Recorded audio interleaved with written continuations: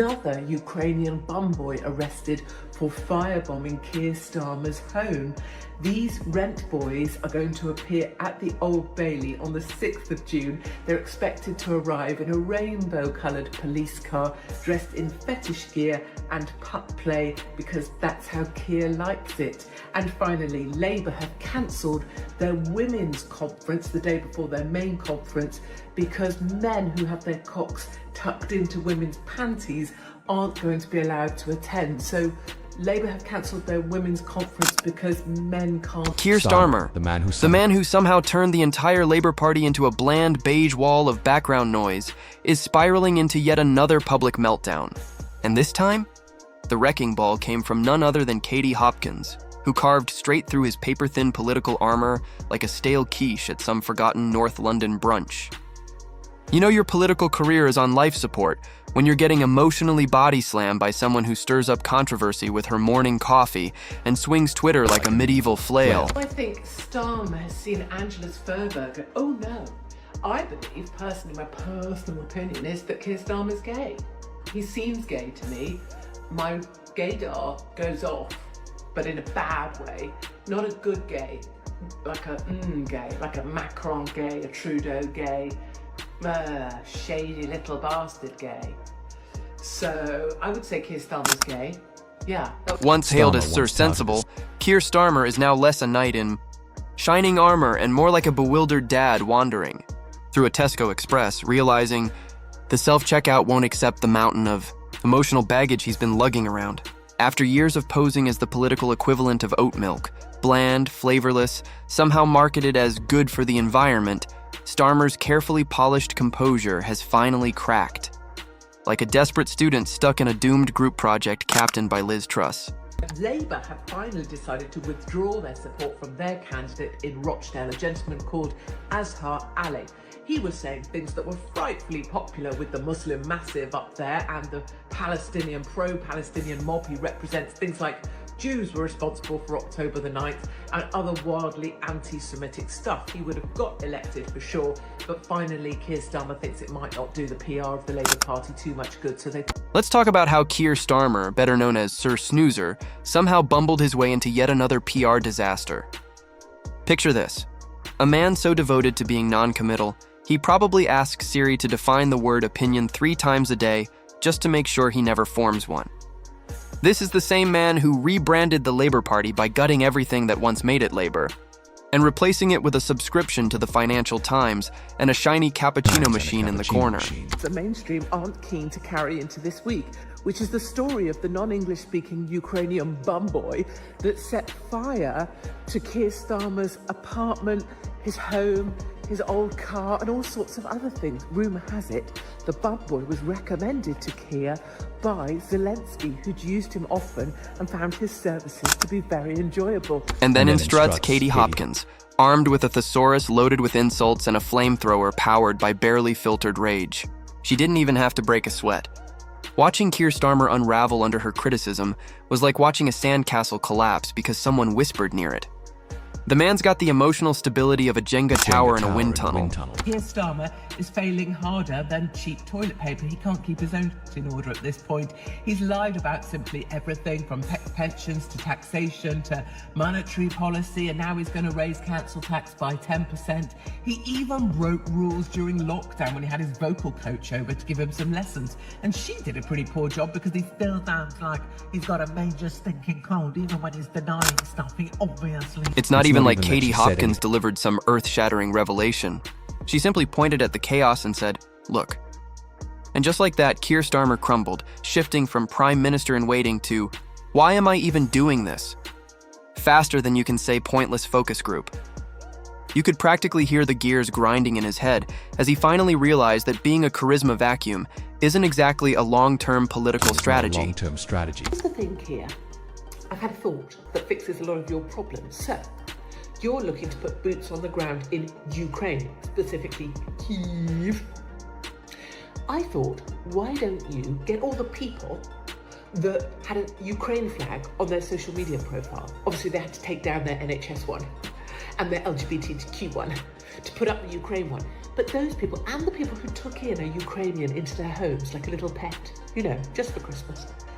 People that are like, oh yeah, we've got one. Yeah, we've got a Ukrainian family. Yeah, we've got a Ukrainian family. Yeah, because we're a better kind of person. Yeah, it's just who we are. Maybe they should be the ones that put boots on the ground over it. Here's the real twist. This meltdown wasn't even about policy. Oh no, that would require Keir Starmer to actually have one. This was about optics, his favorite obsession. He treats optics the way a toddler treats glitter glue, fling it everywhere, hope something sticks, then act stunned when it explodes all over him. Starmer's political journey has become slow-motion slapstick. Every blunder rebranded as strategy, every stumble sold as interpretive leadership. It's like watching a toddler attempt the moonwalk, awkward, confused, and only endearing if you squint hard enough. He started out as a human rights lawyer, and for a fleeting moment people thought he might actually care about justice. Then centrism swallowed him whole, and suddenly he looked like he'd wandered into the wrong Zoom meeting and just decided to stay. One minute he's boldly pledging to nationalize the railways. Sounds decisive, right? Breaking news here in batshit bonkers Britain, where Boris Johnson has come out swinging. He says that Keir Starmer is a ball-munching, manacled gimp of the EU, and he's quite right, of course. Keir Starmer has now given away our fisheries. For 12 years, the French can... One moment, Keir Starmer is serenading investment bankers like some misunderstood poet in a smoky jazz club, assuring them their greed is merely passion. If he were an object, he'd be a weather vane with a law degree and a knighthood, spinning endlessly, unsure whether to face left, right, or somewhere vaguely northeast. And then there's his so-called opposition. The man challenges government scandals with all the enthusiasm of a spoon trying to fight a tidal wave, utterly pointless. While the Conservative Party pelts the country with one scandal after another like it's a national sport, Starmer just stands off to the side clutching a tiny please sign, meekly suggesting that if it's not too much trouble, maybe someone could turn down the corruption just a notch. Keir Starmer now says he's the guy that's going to control our borders. The same Keir Starmer that decriminalised illegal immigration, has prioritised illegals over our own good people, has thrown them into hotels and generally prioritised them for housing as well, and wanted to make sure that anyone who spoke out against illegal immigration was called far right and put in prison. But now suddenly he's all for it. He also says that those arriving in our country should speak English. Maybe he could go to Birmingham or Bradford or Luton or Leicester or any other of his voting areas and say that, because none of them will understand a bloody word. Keir Starmer's urgency level hovers somewhere between a cat waking from its fourth nap of the day and the BBC weather forecast. Calm, hesitant, and drenched in maybe, possibly, we'll see.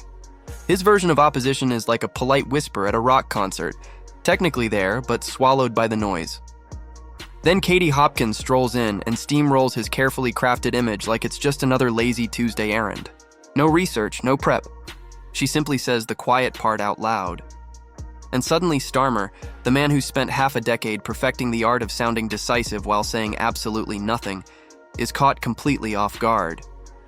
This is a man who won't let an opinion escape without sending it through a 12-step moderation committee, a risk assessment team, and a quick focus group in Milton Keynes.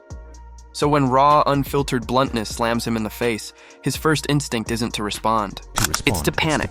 Wait, my name is Keir Starmer, and I'm here to fuck the foundations.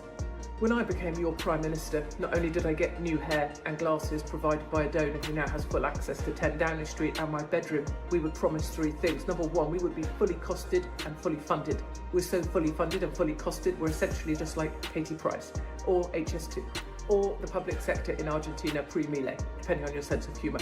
In order to make the £22 billion hole in the budget even worse, we have spunked a whole bunch of cash at train drivers and junior doctors. This guarantees two things. Number one, they will vote Labour. Number two, nurses and teachers will be on strike again. So he does what Keir Starmer always does when criticism comes knocking. Blinks slowly, mutters something about serious leadership, and then performs a flawless routine of doing absolutely nothing with military precision. It's almost poetic, but not in the grand William Shakespeare tragedy sense. No, this is more like burning your toast and then blaming the toaster for being a cheeky working-class rebel.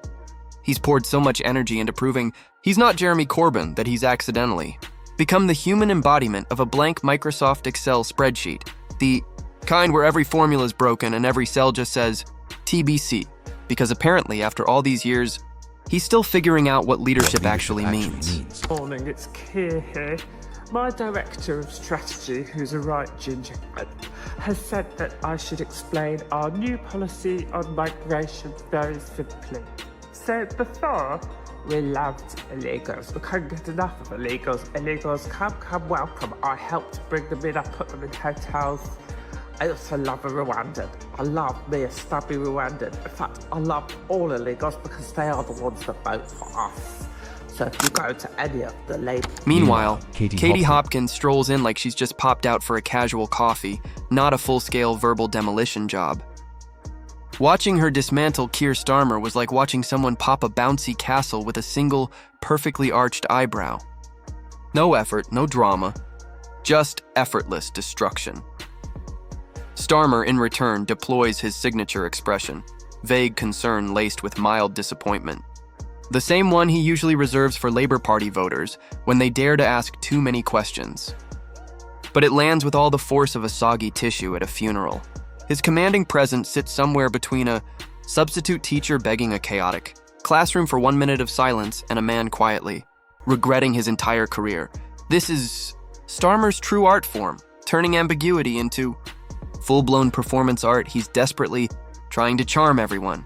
The left-wing idealists, the right-wing traditionalists, the centrist fence-sitters, the stargazers, the moon enthusiasts, and probably your Nan, as long as she makes a decent Victoria sponge. The result? A garbled political symphony of, we must listen carefully, we must be bold enough, and we must absolutely never commit to anything. Unless it's been tested by 3 focus groups in Doncaster. It's political Jenga, and Starmer keeps yanking out the key blocks, then acting surprised when the whole thing collapses. Given that some of us truth-tellers are banned from British TV screens for telling too much truth, mentioning no names, I thought I'd give you a quick run-through of the British media landscape and who you've got holding the government's feet to the fire. But the cost of living crisis here in the UK is completely out of control. Prices are now rising faster than at any time in history. Energy prices are crippling ordinary homeowners, and wages don't have a chance of keeping up with inflation. And the best advice, it seems, coming from the Tory government, that the best thing they can offer is maybe you should work a bit harder, or maybe you should budget a bit better, or definitely don't ask. Meanwhile, the Labour Party base is stuck somewhere between a disappointed parent and a customer who's been on hold for 3 hours. They were promised bold change, and instead got Keir Starmer, a man who somehow makes Ed Miliband look like an adrenaline junkie. Starmer has somehow achieved the impossible, making Boris Johnson look exciting and Rishi Sunak look sentient. And just when you think he might finally find a backbone, he fumbles it like a bar of soap in a prison shower. Every time someone throws him a stray question, he starts with, "Let me be clear," which is always followed by an interpretive word salad and a passive-aggressive shrug. It's less clear and more choose your own adventure. His grand political strategy? Don't scare the horses, fine. Except the horses are stampeding toward a burning stable called the next election.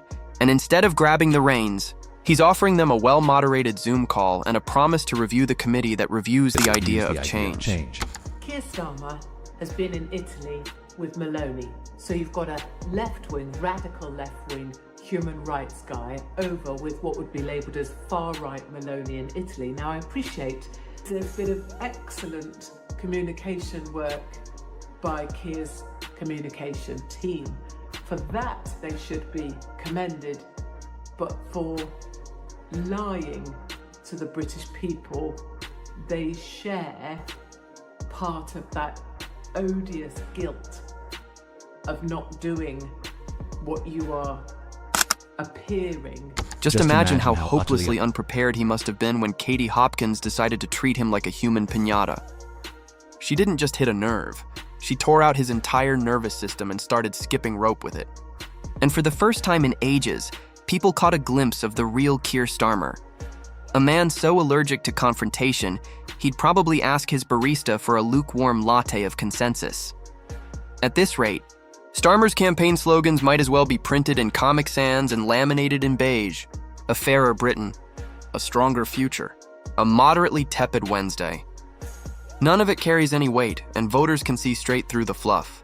He talks about economic responsibility like a sixth former who's just discovered what a budget deficit is and now thinks they've become the HM Treasury's newest chancellor. The chancellor of the There is a lack of trust. There's a sense of, well, no one's really representing me. I'd argue that around half this country, if you stopped and asked them in the street, as I do, would tell you there is no one in politics that actually comes close to representing anything people think about in the streets, ordinary people like me. I also think the country is very aware that we have a Prime Minister that we didn't even vote for. I mean, as if you want to underline the fact that people have no faith in a system, we have some sort of leader that none of us ever had a chance. Even Labour Party MPs are reportedly having to fake their enthusiasm for Keir Starmer behind closed doors. It's probably like filming a hostage video, with everyone blinking in Morse code, silently begging for a leader who at least remembers what decade it is. Every speech he gives is so lifeless, you half expect a dusty PowerPoint presentation to shuffle on stage and beg for mercy. He's the only politician who could stand before a crowd, deliver what's supposed to be a rousing call to action, and still manage to trigger a perfectly synchronized yawn. Meanwhile, Katie Hopkins is out there firing off tabloid-grade venom with the unhinged energy of a rabid raccoon, and somehow still comes across as the more authentic one. That's how low the bar has sunk. Old Billy Big Bollocks, Keir Starmer, says he's prepared to make some unpopular decisions. But beware of this, it's a sleight of hand. Because we can all live with some unpopular decisions. It would be unpopular not to give 11 billion to Africa if you're a massive greenie. It would be unpopular with the doctors if you decided to say, actually, we can't afford to pay you more, you get more. The worst part is, Keir Starmer still thinks he's playing 4D chess, when in reality, he's just knocking over his own pieces and calling it strategy. He believes that standing perfectly still makes him look statesmanlike, but all it really does is let everyone else redraw the map. And guess what? Katie Hopkins just sketched one with Starmer's irrelevance circled in glitter, pen. You know, your leadership is in crisis when the man aiming to be prime minister can't even win an argument with someone who thinks nuance is a type of French cheese. And yet, there's Starmer, blinking into the middle distance like a malfunctioning Amazon Alexa. If political competence were a pizza, his would be stone cold, missing the toppings, and delivered to the wrong address. His leadership style isn't man of the people. It's more like the middle manager of a failing blockbuster who still insists DVDs are making a comeback. He's clinging to this fantasy that if he's just boring enough, the Conservative Party will collapse under the weight of their own nonsense, and he'll simply inherit the throne like a particularly uninspiring royal. Starmer says he's going to Have a peace talk for Ukraine. Peace talks for Ukraine. Oh, yes, I'm going to have peace talks. Yeah, so what did you do for the last 3 years? Oh yeah, bugger all. And now Trump's coming to fix the problem and you want some of his success? Please, you're like a tick on a bloody dog. The last time the EU leaders were together, they took their jackets off.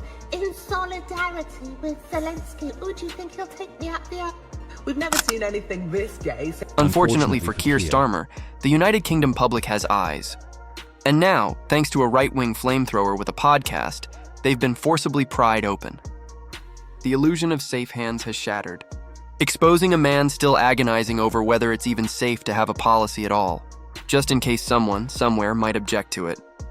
Katie Hopkins may have said the quiet part out loud, but she didn't create the problem. She simply shone a blinding spotlight on it. Starmer's unraveling wasn't triggered by her barbs. It was the dawning realization that the suit of armor he's been parading around in all these years is really just tinfoil and wishful thinking. And under the heat of a single pointed insult, it's starting to melt. So here we are. Starmer, once the great beige hope of the Labour Party, now reduced to a political ghost, drifting aimlessly through the ruins of his own empty promises. No vision, no backbone,